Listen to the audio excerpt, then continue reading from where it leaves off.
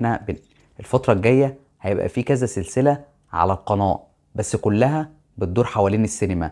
وأول سلسلة هنشتغل عليها أو أول سلسلة نزلناها هي سلسلة الحاجات اللي اتعملت أفلام وكانت حاجات حقيقية، منها المرعب ومنها القصص الحقيقية ومنها قصص اتعملت فعلا أفلام بس بعد ما كانت اتعملت في الحقيقة.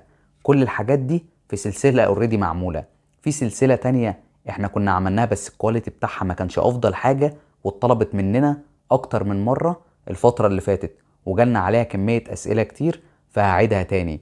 ودي سلسلة ازاي تبقى مؤلف جامد. والسلسلة دي هتكون سلسلة تعليمية، هتكون بتتكلم ازاي تبقى مؤلف جامد او ازاي انك تبقى مؤلف وسيناريست شاطر. بس في السلسلة دي هقولك ازاي ممكن تدرس بمبالغ بسيطة جدا حاجة اكاديمية جدا زي اللي بيدرسوها في معهد السينما وزي اللي بيدرسوها بره. وكل الحاجات دي هتكون متجهزة في حلقات كاملة، بس لازم تكون متابعني.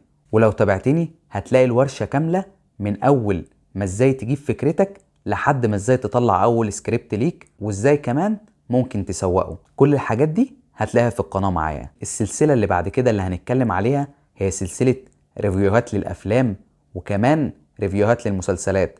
والسلسلة دي لو عجبتكم او لو انتوا عايزينها يا ريت تاكدوا لي على الموضوع ده. وطبعا اي حد عايزني اتكلم عن اي حاجه تخص السيناريو يا ريت يكتبها في الكومنتات، واي اسئله بتدور في دماغكم برضه اكتبوها لي.